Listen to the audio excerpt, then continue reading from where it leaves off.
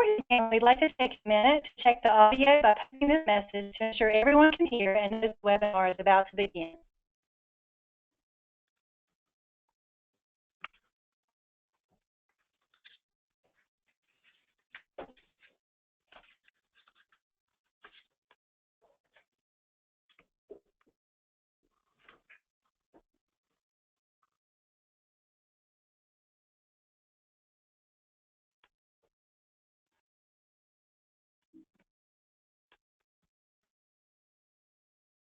Hello, everyone, and welcome to the Instructional Leader Webinar Series, Part 2, for the North Carolina K-3 Formative Assessment Process, hosted by the Office of Early Learning.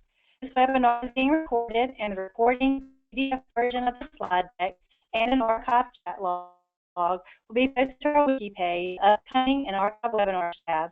The link to our wiki is in the question box for your convenience. Before we go further, we have one additional housekeeping item that we need to review. Your active participation is important throughout the session. Right now, we have everyone muted.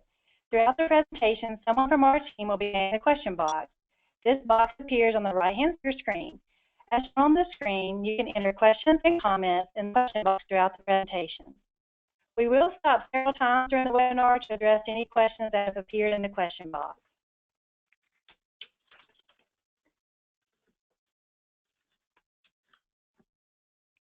I'm Eric Beatty, and I'm one of the 8 regional consultants that support STATE. I support the Southwest region for the North Carolina Formative Assessment Process, and 2 of my colleagues are with me today. I'll now ask my colleagues to introduce themselves. Hi, my name is Leslie Simmons, the Southeast Regional Consultant. Hello, I'm Darlene Germano, and I'm the North Central Regional Consultant. Thanks, Darlene and Leslie. We'll get started. In this webinar, we're going to cover several different topics to help instructional leaders better understand this project and what's being asked of teachers. You hear how the kindergarten entry assessment benefits an instructional leader, that this assessment can be embedded into the instructional day, how the construct progressions provide a roadmap to student learning and development, and what principals can do to support the teachers with the North Carolina Formative Assessment process. Also, there'll be opportunities to answer questions in the field, so please answer questions and comments, to the question box.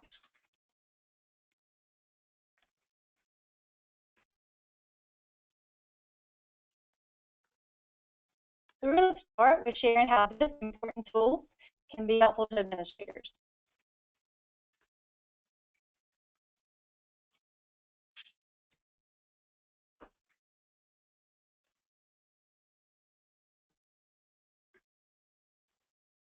Research shows that in order for any change or new initiative to succeed, a supportive and knowledgeable school leader is critical.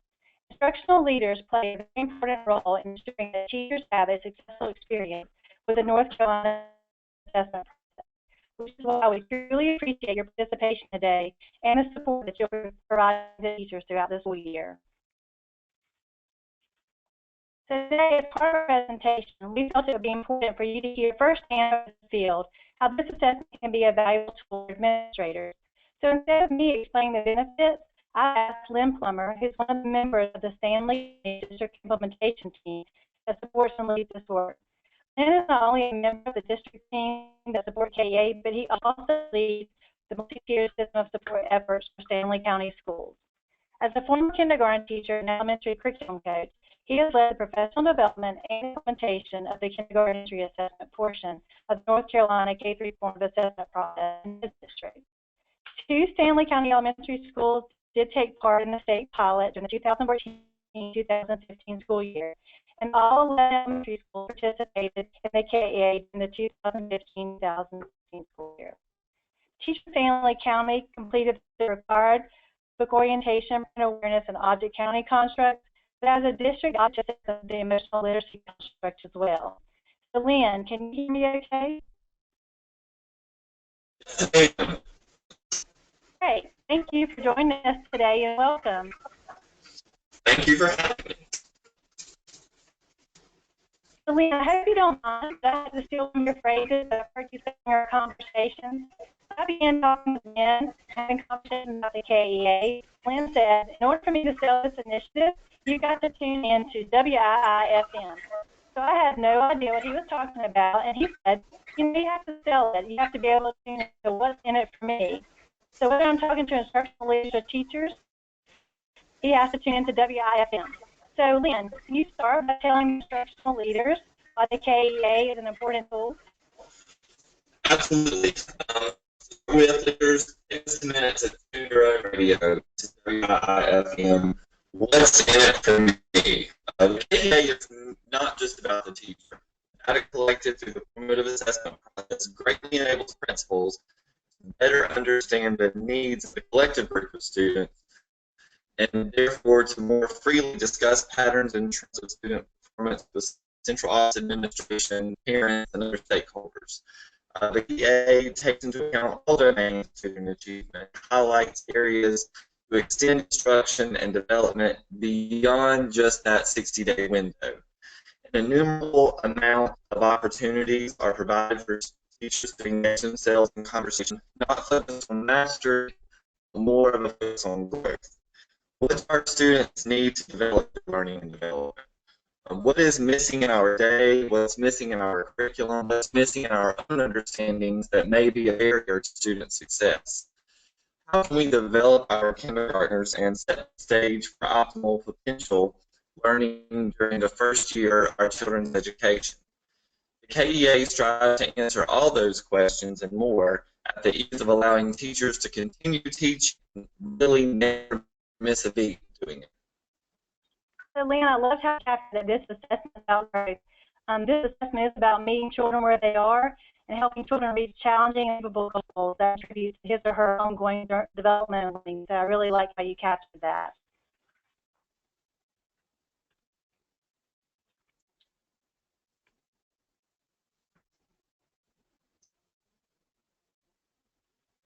So Lynn, the KEA is a process that attends to the whole child with the support of the construct progressions. In your experience, how has the KEA shown potential to improve student learning? I would think overall the KEA has truly been a refreshing glimpse of faith for our teachers. It gives them a new way, a new perspective of how they view the development of children. Because kindergartners enter school with such a wide variety and range of levels, from one end of the spectrum to the other, kindergarten is truly the year for showing the greatest growth and learning potential.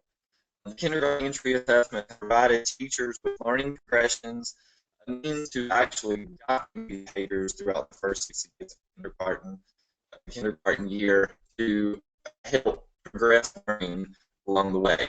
This alone recognizes that students have an individual set of strengths, weaknesses, interests, and growth patterns, and that all students should not be viewed through a single lens or as perfect replications of one another. For our kindergarten teachers, this has reassured me to not expect all children to fit a kindergarten mold, per se, but to instead provide opportunities for them to naturally through I think because the domains and constructs are all interconnected, kindergarten teachers are thankful for opportunity to attend to and reach learning modalities of the whole child. One of our initial KEA trainings, a veteran teacher told me, it's all coming back around, it all makes sense. I cannot support a child's cognitive abilities without first reaching his emotional development. Her understanding lets me know that teachers understand the integration among the concepts, but more importantly, the development of more than just the academic domains typically addressed during the elementary school years. Kindergarten entry assessment is not about reading. It's not just about math or socializing or making appropriate choices, growing the body of a child. It's about all of them and how a child tends to them both individually and collectively. Yeah, that's really neat when teachers start to see those connections and start to understand this is about the whole child and how that does improve students' learning development because these concept progressions are interrelated. Our next question for you, Lynn. Teachers fear the addition of one more thing in their instructional day. How does KEA work itself into the day for teachers? Yes, that is the number one fear. With the teachers, I often refer to KEA as a natural assessment, something that does not require creating new plans, but is obtained through a teacher's daily plan.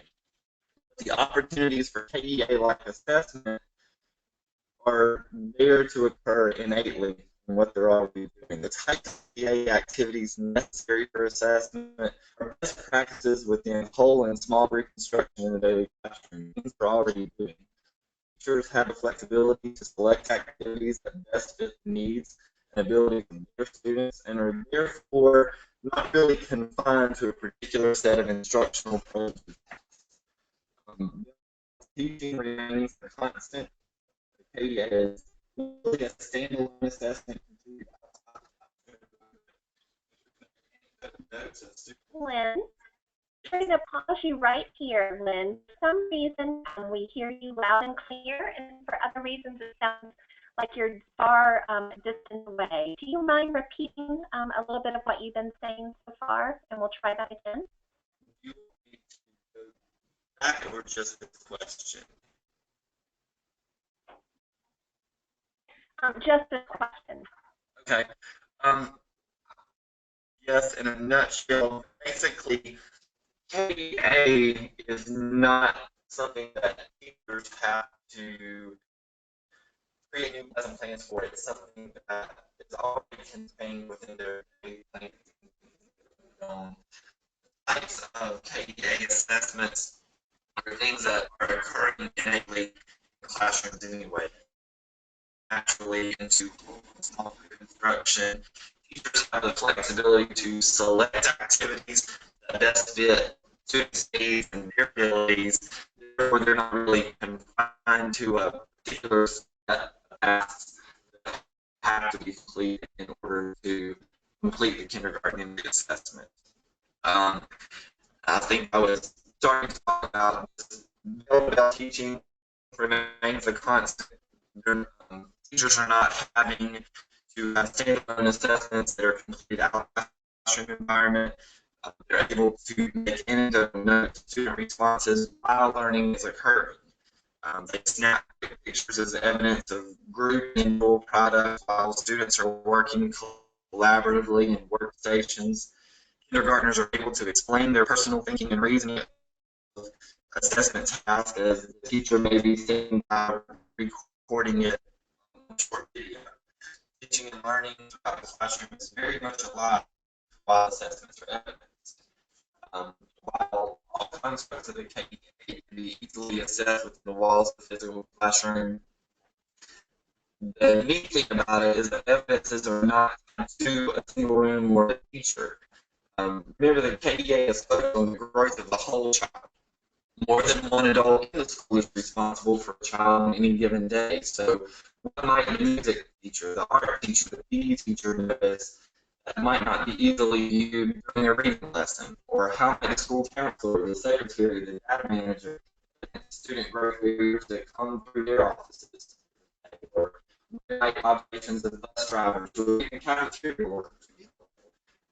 It is more than just an assessment. It's a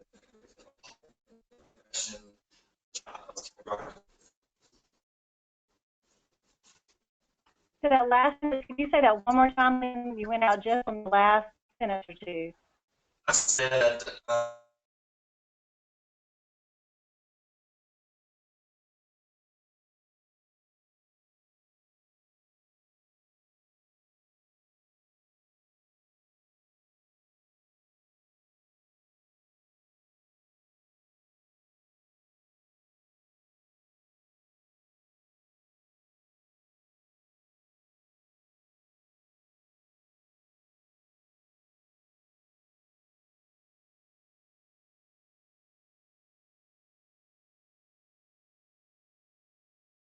Midline progression, for example.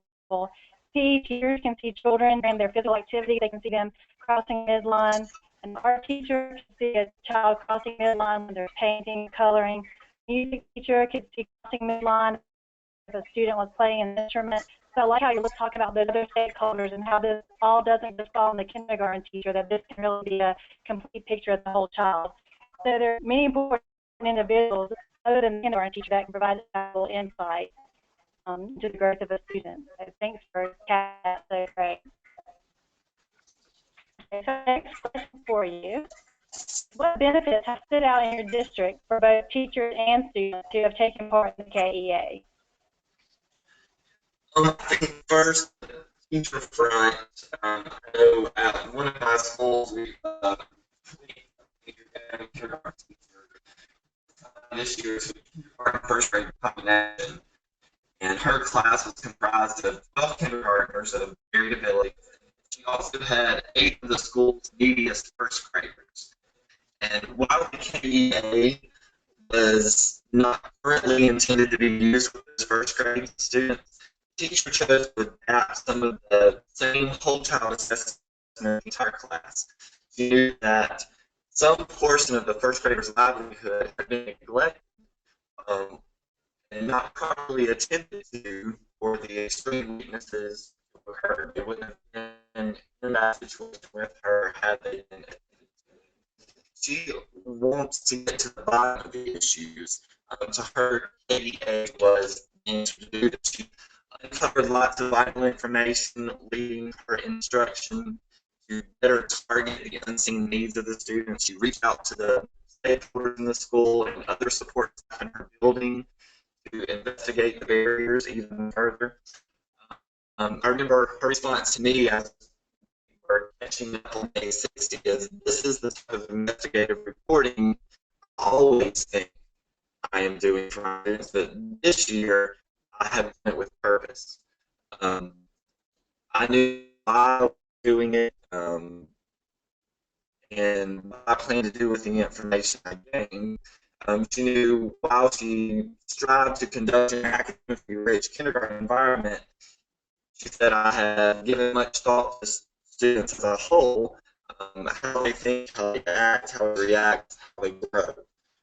Hearing her reflections makes it apparent that our teachers have learned not to just morph children into kindergartners, but how to lead kindergartners into the natural lives of students. So I think teachers are grasping that importance. On the student front, I think as generalization, teachers maintain the idea that if you are going to retain a child, kindergarten is the place to do it. I hear that all the time. I worked with an MTSS team this year who, for the entire year prior to this, problem solved the child repeatedly. Why can't I properly hold a pencil? Why is he not able to function appropriately in small workstations? Why are his motor abilities not aligned to his age equivalent? It was through these MTSS conversations that the new kindergarten teacher tapped more into the emotional domain and was able to uncover weaknesses that hindered his progression in other domains. Once she drilled down to the root cause of his stunted growth, his performance began to start. The child, once on the road to an East referral, maybe, was now making gains and showing the needed growth. And I think had a KEA been on the forefront in the previous year, the previous kindergarten teacher's mind, kindergarten retention may have never been an issue, but thankfully, he brought light to the situation and enabled his teachers to better reach his emotional needs. I agree. Your point is a really powerful one, especially given that the research on retention during the early grades does not have long-term benefits and may even have unintended negative consequences. For example, continued low academic performance, may dislike school and even drop out of school. So when we work on the needs of the child and put that instructional practice in place, then we have very little need for retention. It's really about uncovering what a child needs in order to move learning forward. So thank you for sharing that. Okay, Lynn, this is our last question, and then we're going to answer some of the questions that have been posted in the question box. So if you have any questions for Lynn or for any of the content that we went over, feel free to put those in the question box now, and we'll address those after this last slide. So Lynn, how and when does analysis and reflection of the KEA take place? I think with many hands, eyes, ears, everything in conversations surrounding students' growth has really become crucial. This conversation aspect. All stakeholders have a voice in what has been evidence and rely on one another to put together pieces to determine the most effective, most beneficial next steps for a child's instruction. Professional learning communities or PLCs are the perfect platform for kindergarten teachers to discuss performance and growth, gathered from the data derived from the KA process. Teachers share, teachers network with one another about the most effective types of activities being used to assess growth, and they reflect on patterns and trends of student performance in individual classrooms across a grade level from school to school. KDA has certainly been a collaborative effort, and using it to initiate rich conversations with teachers support the development of both the KDA and the overall formative assessment process.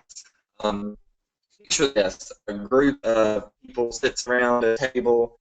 Each person in the group has a specific role. Each role is tied to the responsibility of the group of students' success in the kindergarten classroom.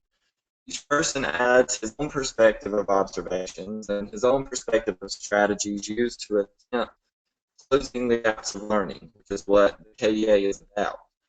Does it sound doable? Absolutely, and that is the essence of MTSS. What can we do together to collectively support these students? What would it take to achieve the anticipated outcome or next step with these students? Where might our instruction not align, or what do we need to give our students, give them the best advantage for success?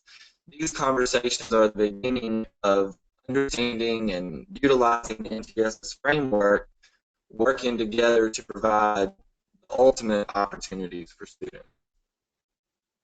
So we found the same thing as our team has been working across the state. We found that when teachers have opportunity to discuss the evidence and next steps for instruction or PLC, that it makes a difference for children. So it really does take a team of people to make decisions in the best interest of students. So thank you so much for taking time out of your busy day to join us, Lynn. So you may have some questions from the participants. So if you would stay on for just a few more minutes, that would be great. But thank you again for your time. Thank you for having me. I appreciate it.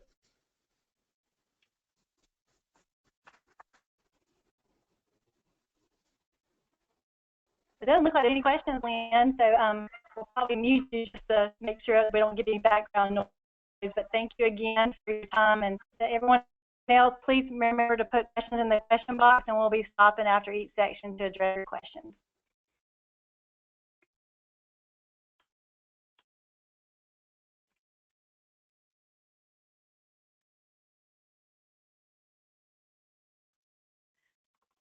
Thank you, Erica and Lynn. Now, looking at the left side of this slide, you see the 5 critical components of the formative assessment process. As Lynn and Erica just talked about, effective teachers implement this process every day, and it's not new. What is different is we have created tools to support every kindergarten through 3rd grade teacher in North Carolina to be able to implement the full cycle of the formative assessment process. Research shows us it is implementation of this whole process that is the most effective way to help all students achieve to their full potential. The support tools are listed on the right: concept progressions, teaching platform, and optional app. Our focus today is the support tool construct progressions. Please remember to full cycle the process, implement. We'll have another short question and answer time right after I finish talking about construct progressions. Margaret Heritage, an expert on formative assessment, gives this definition of a construct progression. Construct progressions identify the building blocks of learning of concepts, skills, and practice over time. Construct progressions are not standards, pacing guides, or curriculum scope and sequences. Rather, construct progressions lay out increasingly more complex understandings of core concept principles skill development, providing a picture of what it means to develop in an area of learning. Let's look at the parts of a construct progression. There are 3 parts. Understanding, which identify the major concepts within a construct, and skills, which identify the competencies within each. And these range from simple to more complex, and performance descriptors. These paint the picture of what it looks like in a classroom to be at a particular skill level, and teachers really love them. I also mentioned that the North Carolina K-3 formative assessment process is a whole child approach. Construct progressions were developed within each of the 5 domains of learning. On the left, you see all the domains listed, and on the right are all of the construct progressions developed for the whole North Carolina K-3 formative assessment. Now remember, the entry assessment, known as the KEA, is part of the whole North Carolina K-3 formative assessment. Legislation requires a look at data for our kindergarten children on the 60 days.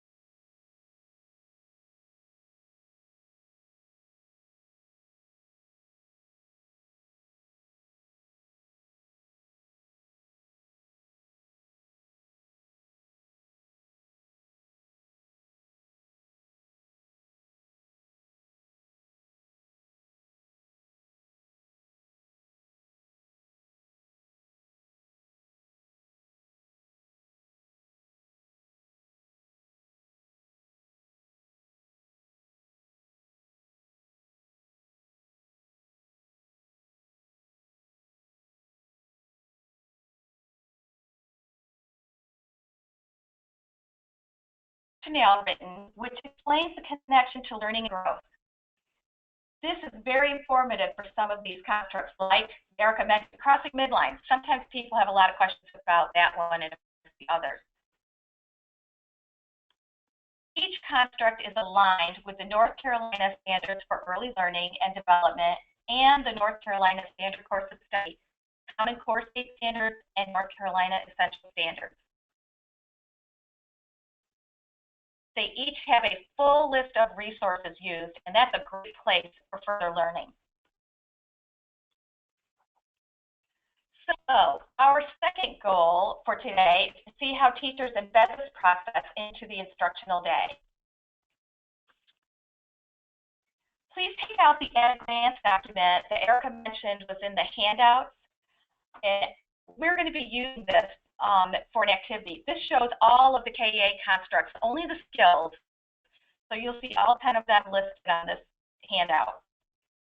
I'm going to show a clip from Miss Messer's classroom, and your task as you watch is to identify progressions that you could observe and gather evidence of learning on. Then we're going to pull up a poll where everyone can enter their choices. And if you're watching in a group, you'll need to come to consensus so you can enter your choices for us. So the poll, we're going to do a practice poll first. So we're going to flip over here to an easy question, hopefully. And you should see on your screen, what is your favorite color? So if you could go ahead and answer and practice doing that. I see answers coming in. Okay, blue's the winning. And lots of others. Awesome. Okay, well that's working, and that's how we're going to do that. Oh, and then, yes, there's our graph. Okay. It shows that the percent for our answers, and we're going to use this poll for our construct progressions. So we'll go back. So this video is less than a minute, and I will show it twice. Please get ready to just check off on your at-a-glance document or your blue book if you have that next to you, but if you downloaded that at-a-glance, the construct progression or progression that you might be able to see in this very short video.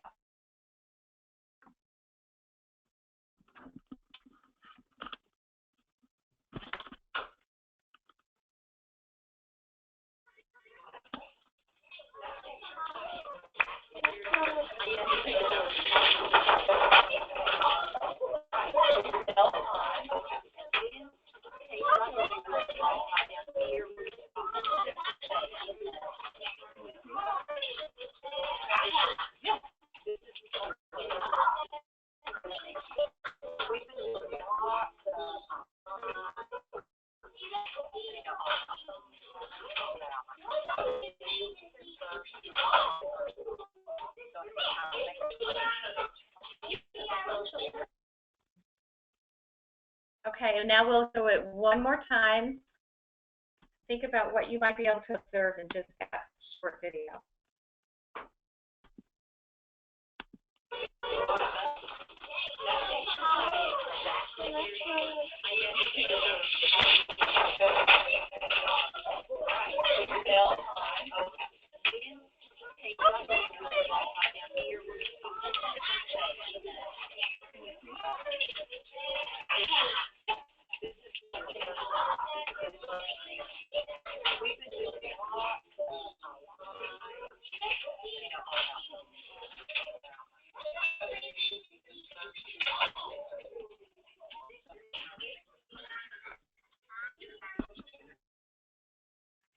Okay, now we're going to pull up the poll, and we have to say there's 10 construct progressions, and in the webinar poll, we're only have the capability of putting 5. So out of these 5, please check off any that you felt like you could have observed during that video. Go ahead and start.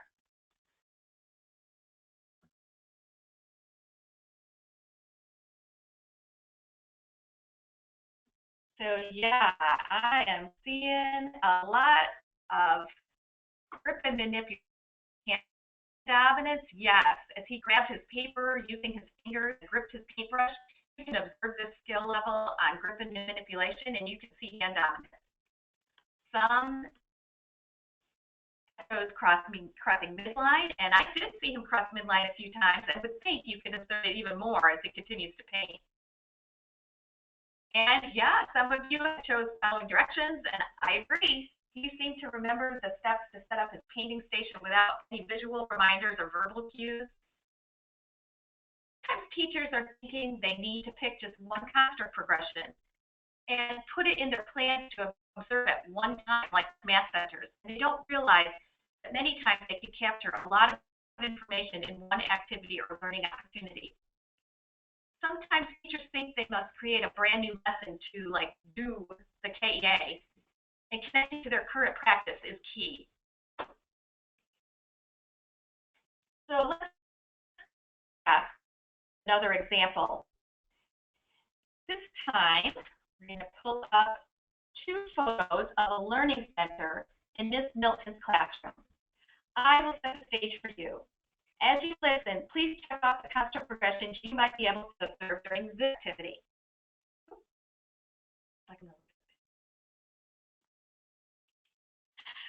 I'll leave the picture up so that you can look at that and see the materials and keep that in mind. Thank you. Okay. Lisa and Libby are at the Dramatic Learning Center. This particular week had a holiday theme. Materials were empty, real containers of ingredients like vanilla, cinnamon, ginger.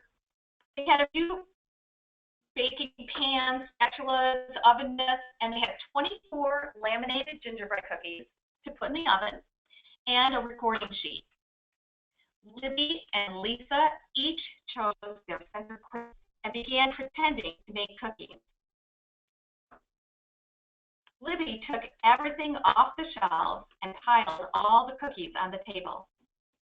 She then saw her friend Jack over at the reading corner with the bucket of dinosaur books that she loved. So she took off her apron and ran over to join that center with him. Lisa reminded her that she had to clean up before choosing a new center. Libby decided to go back and continue to bake cookies with Lisa. And after settling back in, both girls got out the required recipe sheet and wrote down some of the ingredients they used. Libby took her baking pan and counted 16 cookies. She wrote, "I made 16 cookies" on her recipe sheet. So go ahead and start, if you haven't already, you're putting into the poll what you might be able to observe during that.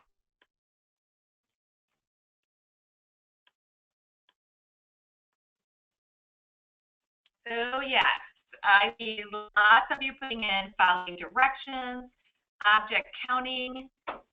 Out of these 5, you're right. I mean, all of them could probably be seen in that one over at that center.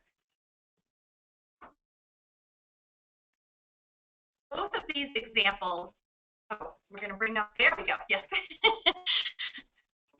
Very cool. Yeah, object counting, following directions, engagement in self-selected activities. Both of these examples showed how you can capture evidence during the learning process and that you might be able to capture evidence on multiple concept progressions during one activity.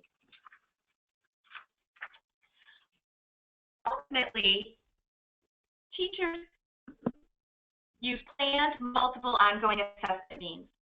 Eliciting evidence of learning is a planned component of instruction that occurs as instruction is taking place in the moment, not one more thing. And having said that, this year is year 1 for all of the construct progressions for the KEA. Well, the vision is multiple assessment means and ongoing, beginning with a planned observation in one learning opportunity. And making a learning status is absolutely right on target. Teachers are becoming familiar with 6 new constructs. Teachers are becoming familiar with the tech platform. Teachers are at different places where they're understanding of formative assessment and in their instructional practices. We advocate a no stress, take a first step approach. So we now will move to goal 3, how the construct progressions provide a roadmap to student learning and development. Let's look at what this looks like in tech platform. Now, Leslie will be talking more about the reports you can see in the tech platform and ways to support from there in just a minute. I will stick with the concept progressions. On the screen right now, you see what it looks like to be in the tech platform. You can see that I have chosen 3 students. They're highlighted in blue. I put a date right below it, and I've already written a note, which shows up on the right in the little tray there too. What you see open is assigning constructs. And you can see the 5 domains of learning, and I have clicked on approaches to learning. And then the little blue dot on there shows I clicked on the construct progression, engagement, self-selected activities. Click on that. You pop right into the construct progression. We're popping there. So we're having trouble having the slide move for us.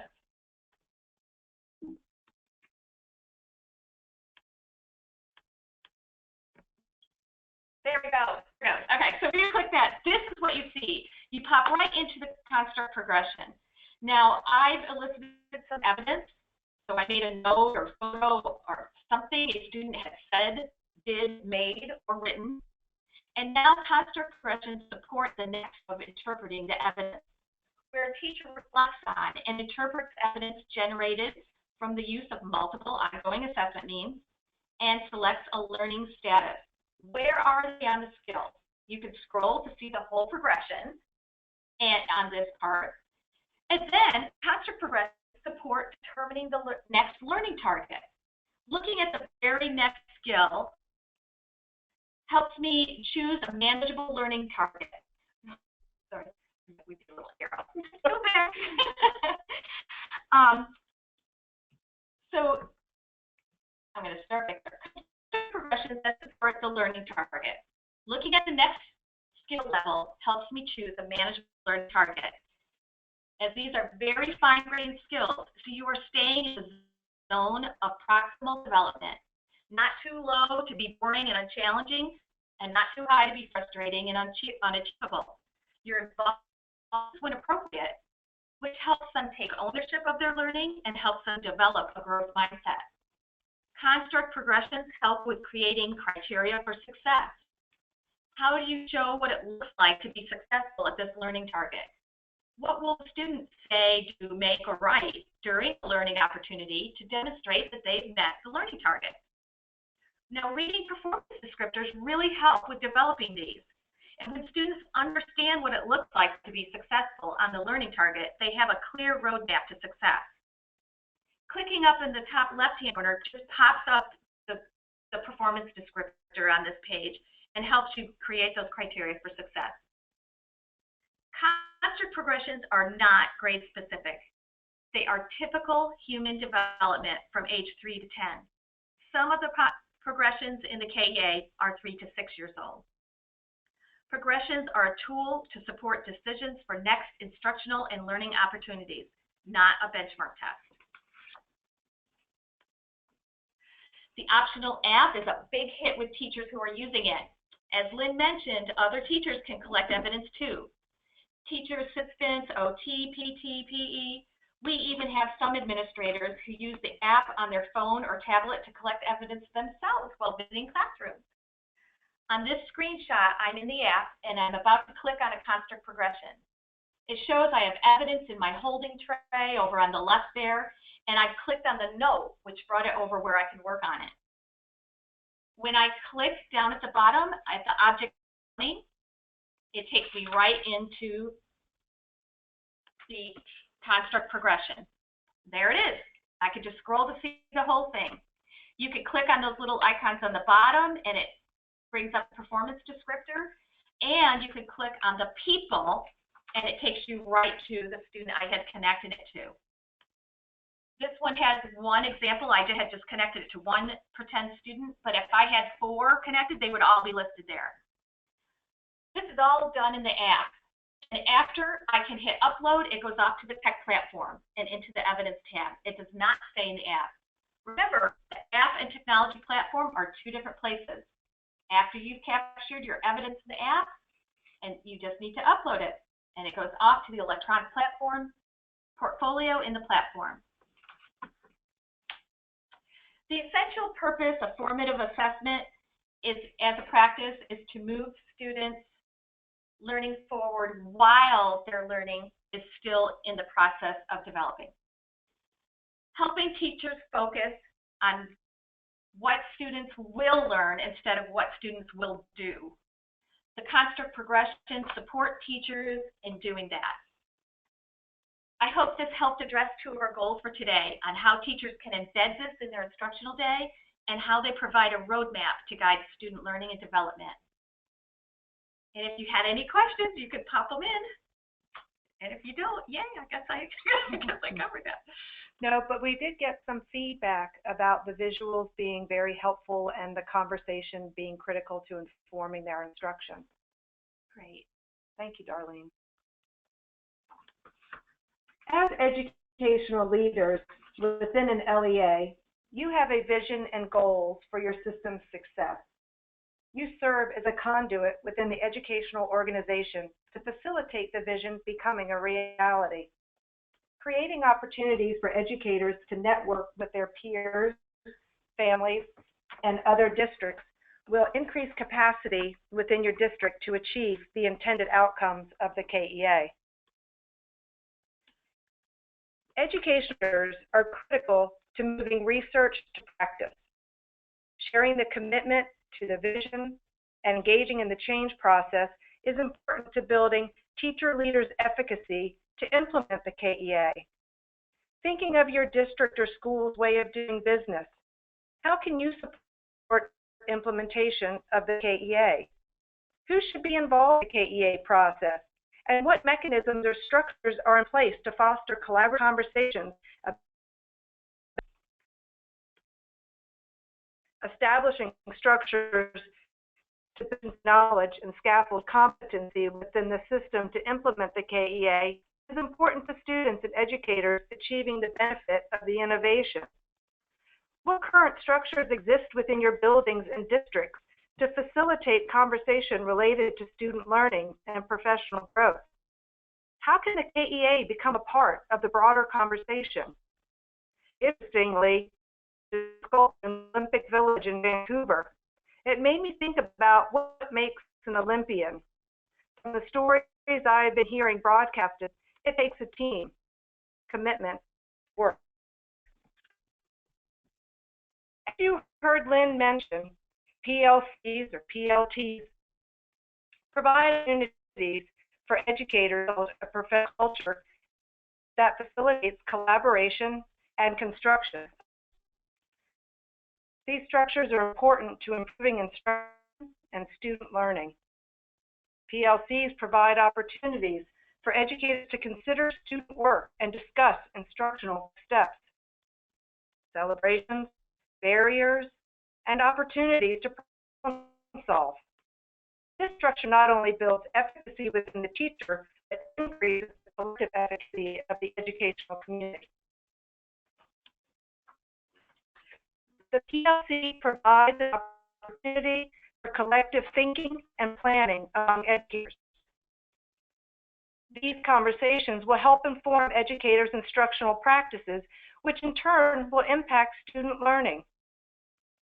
Let's take a look at this enlarged construct progression. As you can see, evidence of student learning has been placed along the construct progression, illustrating student knowledge of the skills within the construct progression are varied and will require differentiated instruction. PLC offer an opportunity to discuss these evidences and collectively consider and plan the next steps. As you know, within 10 days of the 60th day of implementing the KEA, a learning status is required for every student within each construct progression. In the past, the perception in the field has been that the 60th day the KEA ends, but that is not true. The KEA is an ongoing formative assessment process that serves as an instructional tool to support instruction and student learning. As we look at this construct progression, what would happen if we stopped the formative assessment process on day 60? What would happen to those students who were seen at the beginning of the progression? When would they be given opportunities to develop this knowledge? When we stop KEA's formative assessment process, we cease to progress learning within these construct domains, which consequently contribute to building the achievement gap.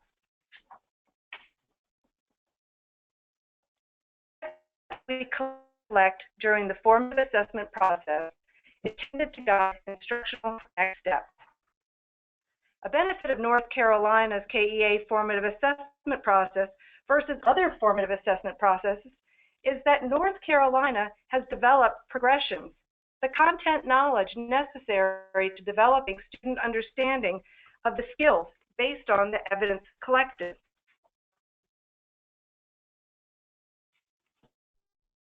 Collecting evidence is to the formative assessment process. Evidence can be collected through a variety of means, as Darlene mentioned earlier. To support the collection of evidence in a variety of settings, the KEA platform offers the use of an electronic app that can be used from your tablet or mobile device to collect evidence. And Darlene has already mentioned that many educators who have been using this really enjoy it. The KEA electronic platform enables various stakeholders to support educators, their students, with the formative assessment process. You can see across the top, administrators have an opportunities to go in, as well as other stakeholders.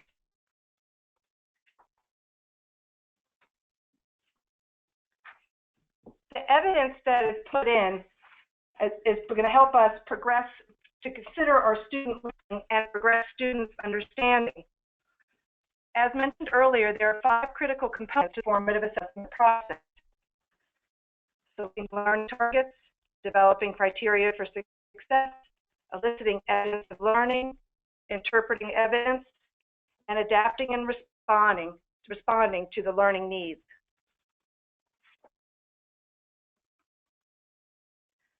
Teachers, as you know, are charged with numerous responsibilities ranging from creating learning environments that are safe, creating communication networks with the children's families and communities, to opening their milk boxes during lunch, and all the while providing rigorous instruction aligned with the Common Core Essential Standards.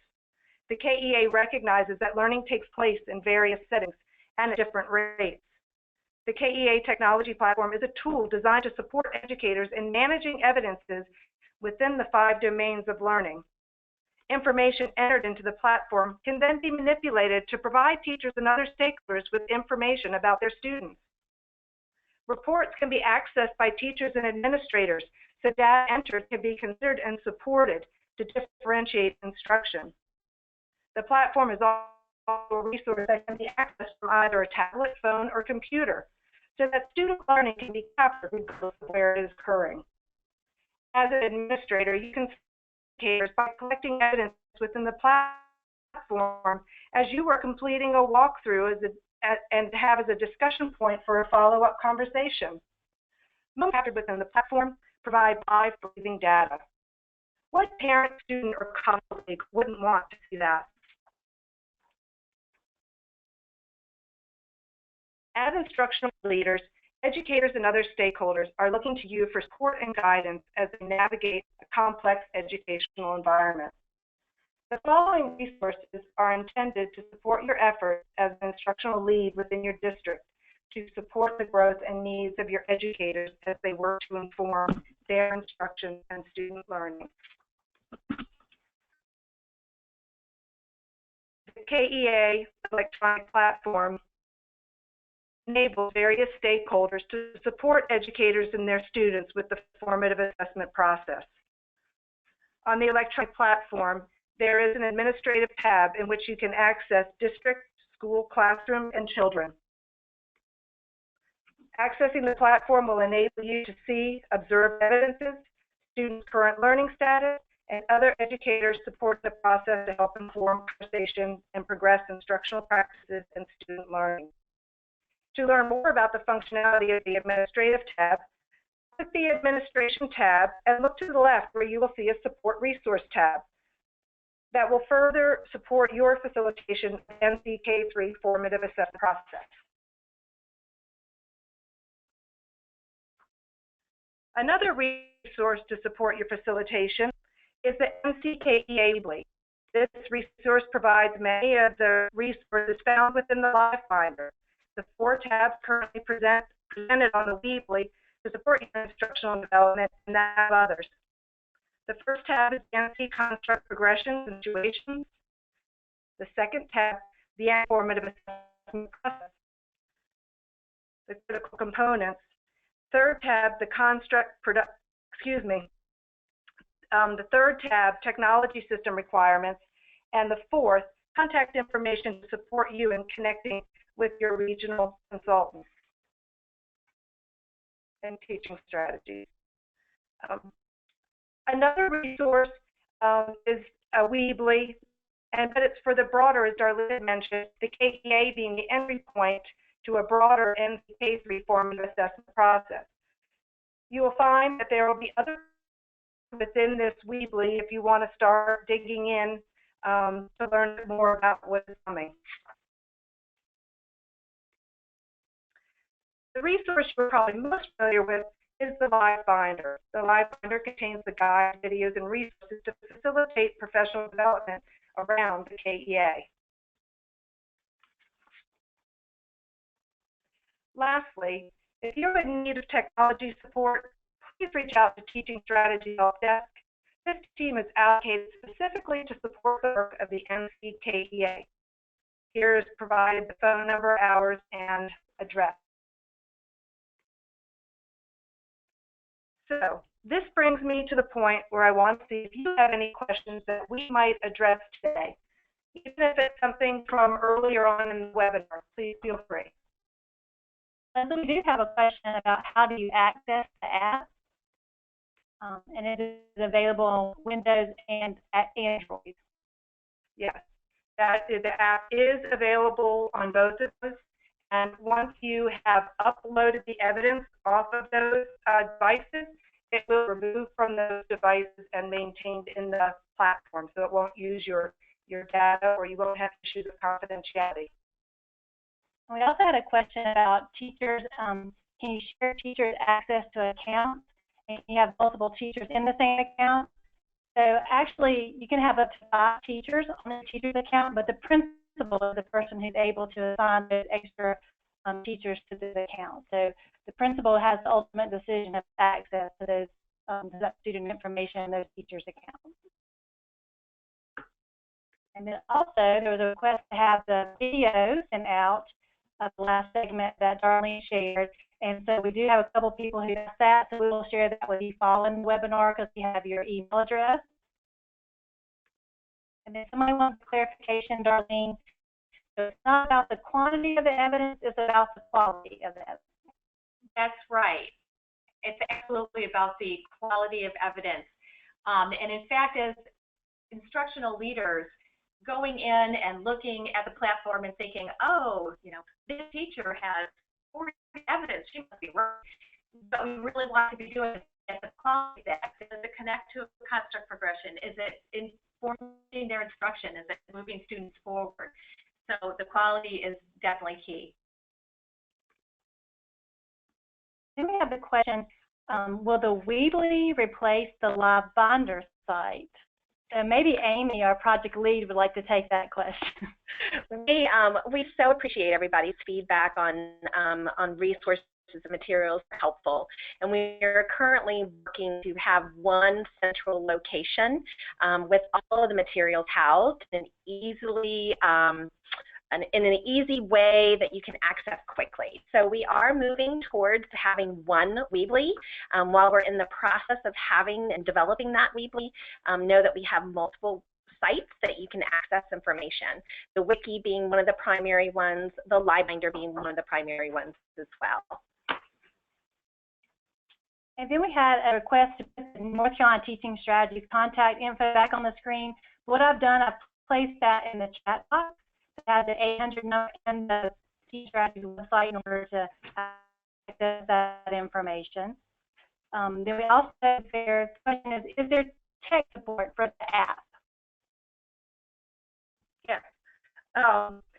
One area that you can get the tech support is by calling the Teaching Strategies help desk line.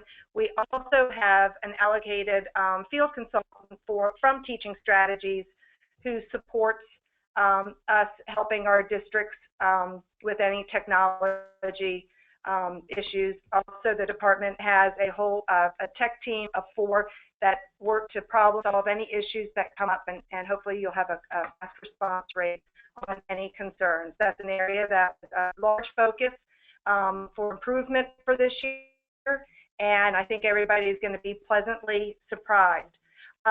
In the interest of time, there's a lot of questions still coming in. Many of them are to, can you show this again? Can you go over the requirements again? And I want to just mention that on the wiki, the TLC wiki, there's an administrative resource tab, and in that tab are all archived webinars. So you'll be able to go there and watch this and capture all of it and even print it out in a hard copy if you'd like. So I hope that answers some of those questions. And again, we will go through these and consider everything that was asked. And just in closing, we appreciate your leadership and engagement in developing capacity and supporting instructional efforts to implement the KEI. Please know that the NCK3 formative assessment process is homegrown by North Carolina educators, community members, research scholars, university faculty, and other North Carolina stakeholders. Please continue to be the voices of this work and continue to improve learning and instruction across the state, beaches to mountains. Thank you.